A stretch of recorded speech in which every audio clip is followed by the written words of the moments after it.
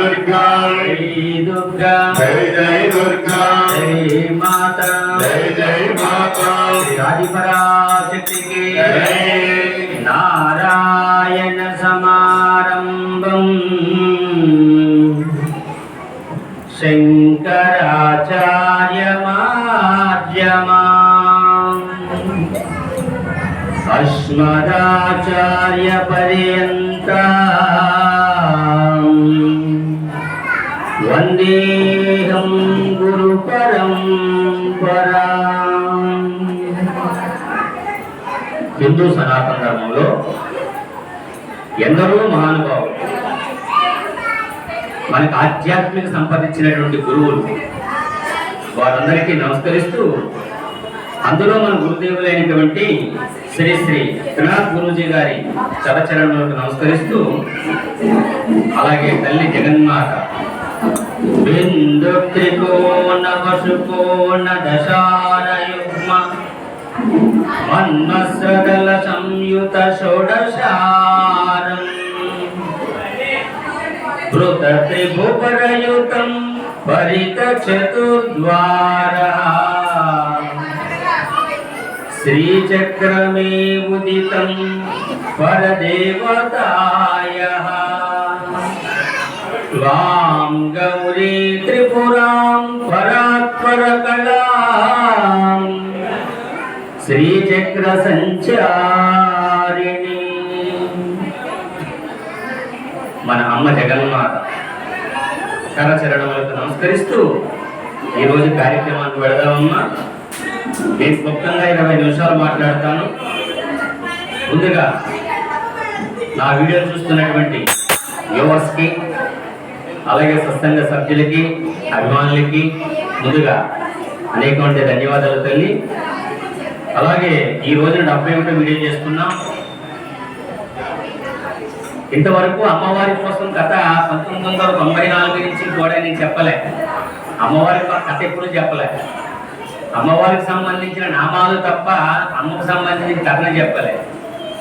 ఎందుకంటే ఈ కలియుగంలో దేవుడి కథలు చెప్తే ఇనేటువంటి భక్తులు లేరు. అందరికీ ఫాస్ట్గా అయిపోవాలి. దర్శనాలు కానీ ప్రసాదాలు కానీ అన్నీ కూడా సెకండ్స్లో నిమిషాల్లో అయిపోవాలి. భగవంతుడి కోసం ఒక 10 నిమిషాలు కేటాయించేటువంటి టైము ఈ కలియుగ జీవులకు లేదు. కానీ మీలాంటి వాళ్ళు అక్కడక్కడ ఉన్నారంటే ధన్యజీవులు. కాబట్టి కార్యక్రమానికి వెళ్లే ముందుగా ఒక మహనీయుడి మాట. ఏంటి ఆ మాట? జనం అందరినీ కూడా జీవిస్తున్నామంటామమ్మా, అంతే కదండి. అర్హంగా జీవితం అంటే ఏంటి? జీవితాము. అందరూ అదే కదా చేసేదండి. అందరూ జీవిస్తున్నాం. జీవితం అంటే మంచిగాను జీవించవచ్చు. 2 జీవితాలు ఉన్నాయి, మళ్ళీ 3 లేదు. మంచిలో అనేక రకాలు, చెడ్డలో అనేక రకాలు, అంతే కదా. జీవితం అంటే అమ్మ ఒక మహనీయుడు ఏం చెప్తున్నాడంటే, ఒకటి వినండి, పుట్టి అన్నీ కావాలనుకుని పరిగెడతాం, అంతే కదమ్మా. మనం పుట్టిన తర్వాత అన్నీ కావాలనుకుని పరిగెడతాం.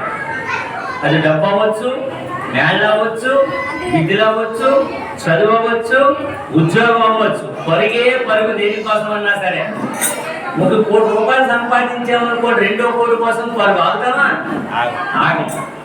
1000 కాసులు బంగారం కొన్నామనుకోండి, ఆగుతామా? మళ్ళా 1001 కోసం పరిగెడతాం. అలాగే ఏది శాశ్వతము కాదని తెలిసి, ఈ ప్రాణం కూడా సొంతము కాదని అర్థమయ్యి, ఏదో ఒక రోజున ఈ ప్రపంచాన్ని వదిలి దూరం అవ్వడమే జీవితం. అంతే. నరానికి అని ఉందా? అదే కదండి అందరికీ జరిగేది. ఇవన్నీ కాదని తెలుసు, పరిగెట్టాలి. కానీ పుట్టి పరిగెట్టి చనిపోయే లోపల మనకు కావాల్సింది ఏమిటి? ఇది మహాత్ముడు చెప్పేటువంటి మాట. జీవితం అంటే అమ్మ, జీ అంటే జీవించాలి, వి అంటే వికసించాలి, తా అంటే ధరించాలి, ము అంటే చచ్చిపోవడం, ఊహించేయడం కదా. అందులో 2 మార్గాలు. ముందు చెడ్డ మార్గం చెప్పుకుందాం. పేకాట, క్రికెట్ బెట్టింగ్, గుండాట్లో, కోడి పందాలు కదా, లేదా బాగా తాగడం, ఈ అన్నిటితో జీవిస్తూ వాటితోనే తరిస్తూ చివరికి ఎందుకు పనికి రాకుండా దాంతోనే ముగిసిపోవడం, ఇది జీవితమే కదా. కానీ ఒక మంచి జీవితం అంటే మానవ జన్మ యొక్క సార్థకతను మహనీయుల ద్వారా తెలుసుకొని మన జీవితంలో ఏవేవి ఉండాలి, ఎంత ఉండాలి, ఏ పాడులో ఉండాలి అని వాటి కోసం కొంత సమయాన్ని ఖర్చు పెడుతూ మిగిలిన సమయాన్ని మనం చనిపోయే లోపల ఏదో ఒక భగవంతుని పాదం పట్టుకొని, మనం అమ్మవారిని పట్టుకున్నాం, అమ్మవారిని తరిస్తూ అమ్మవారితోనే జీవితాలని ముగించాలి, అమ్మవారి తత్వముతో వికసించాలి. ఎవరి అమ్మ, ఎలా దొరుకుతుంది, ఏం చేస్తుంది, ఎక్కడ ఉన్నది అనేటువంటి విషయాలతో వికసిస్తూ చూడండి. రెండో వైపు వాళ్ళు వికసిస్తున్నారు, ఆటల్లోనూ. ఇప్పుడు సచిన్ 100 కొడతాడా, 200 కొడతాడా, 1,00,000 రూపాయలు మంది అది కొడితే లక్ష అవుతుంది. లేకపోతే ఇంటికి వెళ్తామో పట్టాల కిందకి వెళ్తామో కూడా లేవు. ఇదే కదా జీవితాలు ముగించడం అంటే ఈ రోజుని ఎంతో మంది. కాబట్టి మరి మనలాంటి వాళ్ళం జీవించాలన్నా, వికసించాలన్నా, తరించాలన్నా జీవితంలో పుట్టి చనిపోయే లోపల కొంత భాగం చేసుకోండి అమ్మ, ఎవరైనా సరే. చూడండి, సాయిరాం మందిరంలో సత్సంగం పెట్టాము, లక్షవారం చేస్తున్నాం. కమిటీ వారి యొక్క ప్రోత్సాహంతో, అలాగే కళ్యాణ్ రెడ్డి గారు, ఇటువంటి వారు, ప్రకాష్ రెడ్డి గారు అందరూ ప్రోత్సాహంతో ఇక్కడ కార్యక్రమం పెట్టాము. గుడి ఎంతో అద్భుతంగా ఉంది, మామూలుగా లేదు గుడి. కానీ మనం రాగలుగుతున్నామో, పక్క నుండి రాలేకపోతున్నాం. ఎందుకని? మీ తప్పు కాదు, కలిధర్మం యొక్క తప్పు. కలి మిమ్మల్ని రాణిస్తలే. దాన్ని సేధించుకుని రాగలిగితే భగవంతుడి పాదాల దగ్గరికి ఖచ్చితంగా చేరతారు, అందులో ఎలాంటి అనుమానం లేదు. అందుకని జీవితం అంటే ఆ రెండో పక్కన కాకుండా ఈ మొదట పక్కనే మనం చూసుకుంటూ ఆ భగవంతుడితో తరిస్తూ ఆ అమ్మ కోసం తెలుసుకుంటూ ఒక భగవన్ నామాన్ని 10 మందికి తెలియజేస్తూ ఈ రోజు చూడండి. ఒక వీడియో పెట్టిన యూట్యూబ్లో, అది సామాన్యుడిని భగవంతుడు నాకు ఒక చిన్న జీవితాన్ని ఇచ్చి అమ్మని నమ్మి, అమ్మ ఈడు నా బిడ్డరా, నా కోసం ఒక నామాన్ని కొంచెం ప్రచారం చేస్తాడని నేను సెలెక్ట్ చేసుకుని, అలాంటి గురువు గారి యొక్క పాదం దొరికి యూట్యూబ్లో ఒక ఛానల్ క్రియేట్ చేసి ప్రతి వారం వీడియోని అప్లోడ్ చేస్తుంటే కనీసం 150 మంది చూస్తున్నారు. నేను చెప్పి చిన్ని మాటలు మీరు కాకుండా ఇంకా నేను అన్ని సత్సంగాలు తిరగలే, అన్ని సత్సంగాలు తిరిగి నా నెంబర్ ఇస్తే వారానికి 1000 మంది చూస్తారు. కానీ సమయం లేక, తిరగలేక, ఓపిక లేక, ఏదో కళ్యాణ్ రెడ్డి గారికి అవకాశం ఇచ్చారు కాబట్టి 1,00,000 వారం ఇక్కడ గడిపేస్తున్నాం కదా. మరి ఎంతమంది ఆనందపడుతున్నారు అండి ఈ చిన్న మెసేజ్ని చూసండి. కాబట్టి జీవితాన్ని అలా వికసింపజేస్తూ, తరింపజేస్తూ ముగించడమే జీవితం యొక్క పరమార్థం అమ్మ. ప్రతి 1,00,000 వారు మన కార్యకర్తలకి, భక్తులకి నేను చెప్పేది ఒకటే, 7 అవుతుల్లోకి రండి, 9 అవుతుల్లోకి క్లోజ్ చేసేద్దాం. మర్చిపోకూడదండి.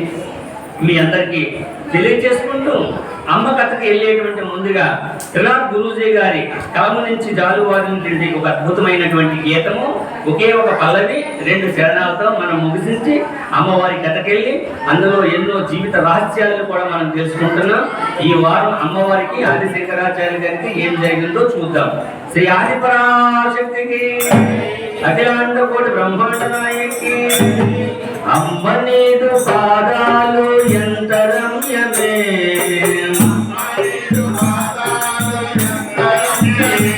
అమ్మ పంచదార ఎలా ఉంటుంది? పంచదార ఎలా ఉంటుందమ్మా? పంచదార తల్లేదమ్మా, మాట్లాడతలేదు. అందరూ మానే సందర్భంలో బెల్లగానే వాడుతున్నారు ఏంటమ్మా? పంచదార ఎలా ఉంటుందమ్మా? తీయగా ఉంటుంది. గురువు గారు రాసిన ప్రతి పాట కూడా అమ్మ అంత తీయగా ఉంటుందమ్మా. అమ్మవారు వారి కళానికి, వారి మనసుకి ఏమి పదాలను పూర్తింపజేసిందో ఒక్కొక్క పాట నేను ట్రై చేస్తున్నప్పుడు అమృతం పోసినట్లుగా ఉంటుంది నాకు. అందుకనే ఒకే ఒక పల్లవి, ఒక చరణం అన్నమాట. చూడండి, అమ్మవారి పాదాల కోసం రాశారు ఆయన పాట. అమ్మ నీదు పాదాలు ఎంత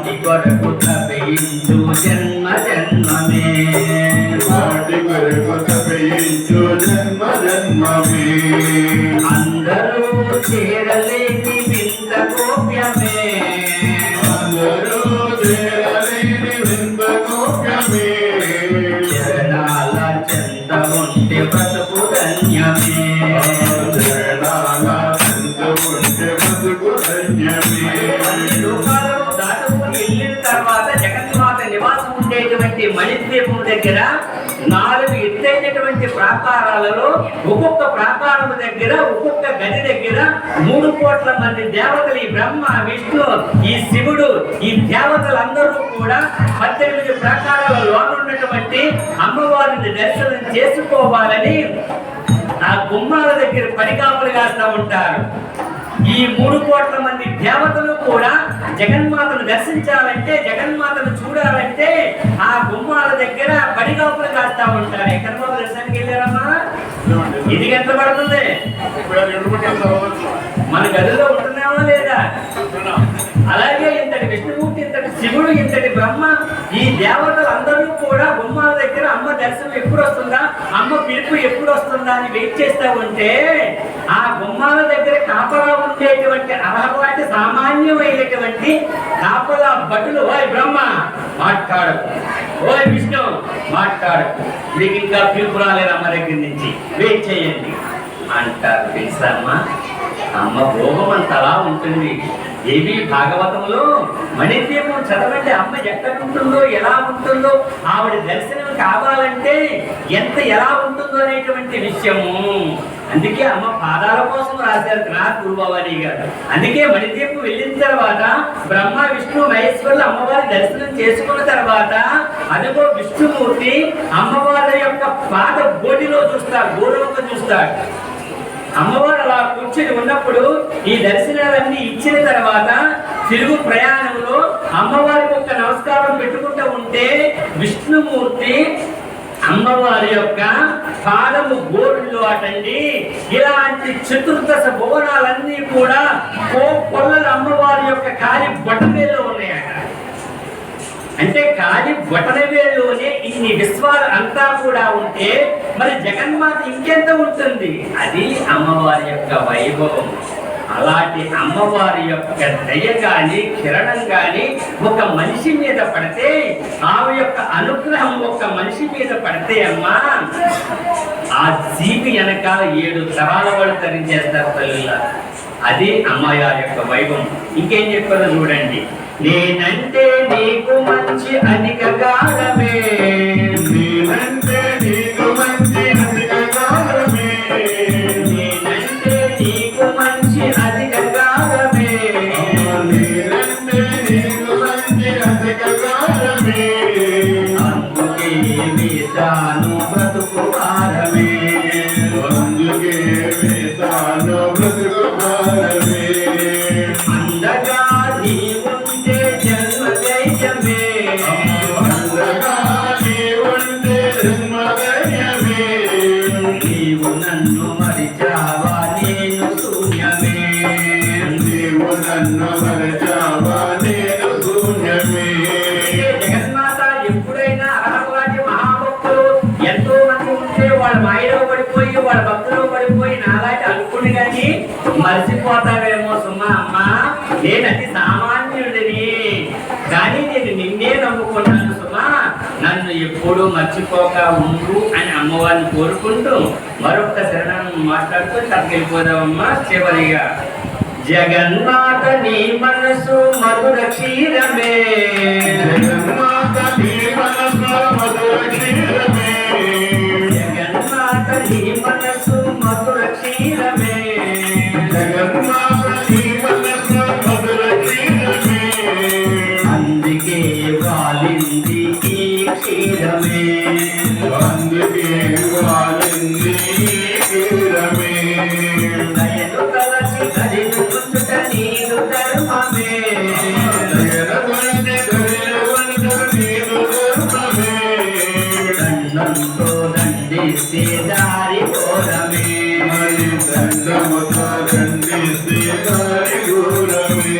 అందుకే జగన్మాత ఎప్పుడైనా మానవులైన తర్వాత పొరపాటు చేయడం సహజమే కాబట్టి అలాంటి పొరపాటులు బిడ్డ గాడి తప్పుతున్నప్పుడు అమ్మవారు తానే ఒక టీచర్ అయి ఆ జీవిని బాగు చేసుకుంటుందమ్మా. ఆ తల్లిలో అంతటి చైతన్యం ఉంటుందని తెలియజేసుకుంటూ చివరిగా టైం 8:23 అయిందమ్మా. 10 నిమిషాల్లో నేను కథ చెప్పేసి ముగిస్తాను. అంటే అమ్మవారి కథ మనం పూర్తిగా చెప్తే ఎవరు ఏంటని చెప్పేసి మానవ జీవితానికి సంబంధించి కొన్ని చెప్పాల్సి వస్తుంది. ఓం శక్తి. మనము మధుర మీనాక్షి అమ్మవారి యొక్క చరిత్ర చెప్పుకుంటున్నాం. అంటే మధుర మీనాక్షి అమ్మవారి యొక్క చరిత్ర యథార్థంగా జరిగినటువంటి ఘటన ఇది. ఇప్పుడు మీరందరూ యాత్రలకు వెళ్ళినప్పుడు మధుర చూశారనుకోండి, ఇప్పుడు చక్కగా ఉన్న అమ్మవారు అప్పుడు చక్కగా ఉండేది కాదు. రాసులు చక్కగా మనుషులు తినేసేది ఆ రోజుల్లో, పాండ్యరాజు పాలించేటువంటి రోజుల్లో. ఆ తల్లిని కంట్రోల్ చేయడం కోసం, ఆమెలో ఉండే తామశక్తి తీయడం కోసం శంకరులు రావడము, అమ్మను అనేక రకాలుగా మెప్పించడము, ఆ రాత్రి బస చేయడము, అమ్మతో పాచికలాట అనేటువంటి నెపముతో అమ్మవారిని ఇరికించడము జరిగింది. అయితే అమ్మవారు ఆడతాను నాయన నీతో పాచికలాట అని వరాన్ని శంకరులు కోరితే అమ్మవారు ఆడతానని మాటిచ్చింది. 64 వీడియోల నుంచి ఇతిహాసం చెప్పుకుంటున్నామని. ఇది 71వ వీడియో. ఎవరైనా చరిత్ర కావాలనుకుంటే ఒకసారి చూడండి. చరిత్రతో పాటు మానవ జీవితానికి సంబంధించిన విషయాలు మీకు ఎన్నో తెలుస్తాయి. సరే, ఈ వారం అదిగో అమ్మవారు సిద్ధమయ్యారండి. అమ్మవారికి శంకరులకి పాచికలాట మొదలయ్యేటువంటి సమయం ప్రారంభమవుతుంది. అలాంటి సమయంలో ఆది శంకరాచార్యులు గారు ప్రారంభించే ముందు అమ్మవారిని ఒక్క మాట అంటారు. అమ్మా, నీవా కాలస్వరూపిణివి, భూత భవిష్యత్తు వర్తమాన కాలాలు నీ స్వరూపము తల్లి. కాలము అతి విలువైనటువంటిది. ఈ మానవులు ఈ రోజు గడిచింది, రేపు గడుస్తుంది, ఎల్లుండి గడుస్తుంది, కాలాన్ని గడిపేసుకుంటూ వెళ్ళిపోతున్నారే కానీ ఈ మానవులకు తెలియనటువంటి రహస్యం ఏమిటంటే, ఒక్క రోజు గడుస్తుంటే మనం మృత్యువు దగ్గరికి ఉంటే వెళ్ళిపోతున్నాం.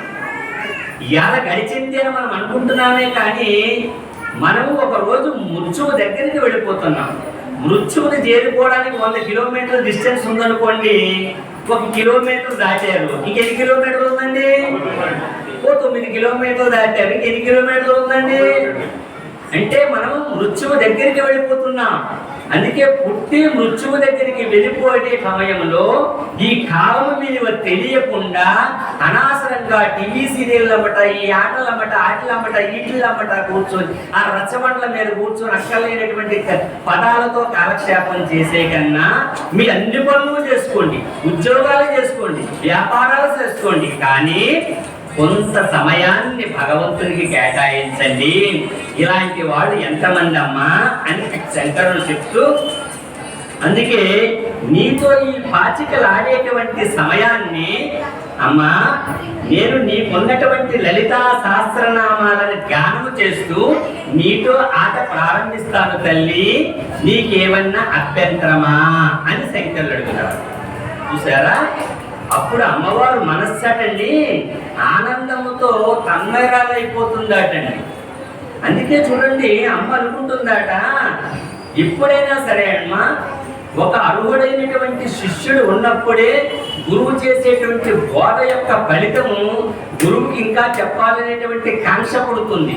మీరు ఇంతమంది వింటున్నారు కాబట్టి నేను చెప్తాను ట్రై చేస్తున్నాను. అదే మీరు వినకుండా ఫోన్ వచ్చినట్టు వదిన ఈ వదిన బయలుదేరిపోయారు అనుకోండి, నాకు అర్థమైపోతున్నా ఉపన్యాసం వింటలేదురా బాబు బోరు కొడుతుందని చెప్పి నేను మైకు సర్దేస్తాను. మీరు ఏం చేస్తున్నారో నాకు తెలిసిపోతూ ఉంటుంది. అదే ఉపన్యాసము చెప్పేటువంటి వాడిలో ఉన్న గొప్పతనం. జనం ఎంటే వింటారో లేకపోతే చెప్పాలనుకుని చెప్పుకుంటే ఎప్పుడు పోకూడదు.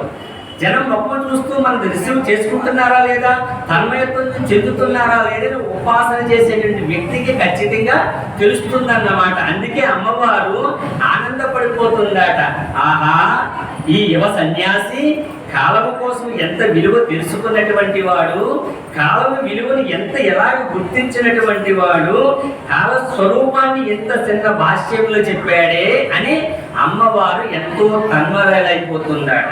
అందుకే చెప్తారమ్మా, కాలం యొక్క విలువ కోసము విద్యా ప్రకాశానందగిరి స్వాముల వారు ఒక మాట చెప్తారు. ఆయువేమి స్థిరము కాదన్నా, త్వరగా దేవుని పాద కమలము శరణు లేడన్నా. ఇంకా చెప్తున్నారు చూడండి, చిల్లు కొండలు నీరు పోసి గంట గంటకు తరుగునట్లు. చిల్లికొండలు నీళ్ళు వేస్తే ఏమవుతండి? నీళ్ళు తగ్గుతాయా తరగా? దేహమందలి ఆయువంతయు గడియ గడియకు తరుగుచుండును. చూడండి, శంకర్లు ఏం చెప్పారు అక్కడ? కాలం యొక్క విలువ చెప్పారు. విద్యాప్రకాశం స్వామి వారు ఏం చెప్తున్నారు? అందుకే నాన్న ఈ ఆల్మ మనవడో 12వ పుట్టినరోజు అండి అని ఎంతో ఆనందంగా చేస్తాం. 100 నుంచి 12 తీసేయండి, ఇంకెంత ఉందమ్మా? ఎంత ఉంది? ఆయన 88, మృత్యువు దగ్గరికి వెళ్ళిపోతున్నాం. సరే, ఒక 50 సంవత్సరాలు గడిపేసాం. 100 నుంచి 50 తీసేయండి, ఇంకెంత ఉంది? మరి 50 సంవత్సరాలు గడిచిన 50 సంవత్సరాలు ఏం చేసావు? ఒకసారి గుర్తు చేసుకోండి. ఏనాడో సాయిబాబా గుడికి వెళ్ళావా? కళ్యాణ్ రెడ్డి గారు ఎంత అందంగా కట్టించారు. కనీసం వెంకటేశ్వర గుడికి వచ్చారా? ఏదో సమయాన్ని కార్యక్రమం చేస్తున్నారు. స్వామివారికి పాపం ఎంతో విధంగా కనీసం ఎన్ని సంవత్సరాలు పాల్గొన్నారు? ఏదో ఒక భగవన్నామం చేశారా? ఏనాడన్నా ఒక కీర్తన పాడారా? ఏది డిపాజిట్ సత్సంగానికి వచ్చారా? ఏది మీ భగవన్నామం డిపాజిట్? ఏది ఎంత ఉంది మీ జీవితంలో? లెక్కేసుకోండి. ఇదే మీకు కూడా వచ్చాయి. డబ్బు, ఇళ్ళు, ఎస్టేట్లు, బంగారం, వజ్రాలు, వడీరాలు ఏమి వస్తాయమ్మా? వస్తాయా? ఏంటి సంపాదించండి. కొడుకు అనుకుంటాడు, ఈ దరిద్రుడు ఎప్పుడు పోతాడు, ఈ ఆస్తి నేనే వారసుని అవుతాను అనుకుంటాడు అనుకోడా. అందుకే మహనీయులు ఏం చెప్తున్నారు? ఈ కాలం యొక్క విలువ తెలుసుకొని కొంత సమయాన్ని భగవన్నామంలో గడుపుతూ మీ డిపాజిట్ పెంచుకోండి. పునరపి జననం, పునరపి మరణం. ప్రతి జీవి పుట్టాలి, చావాలి, పుట్టాలి, చావాలి, పుట్టాలి, చావాలి.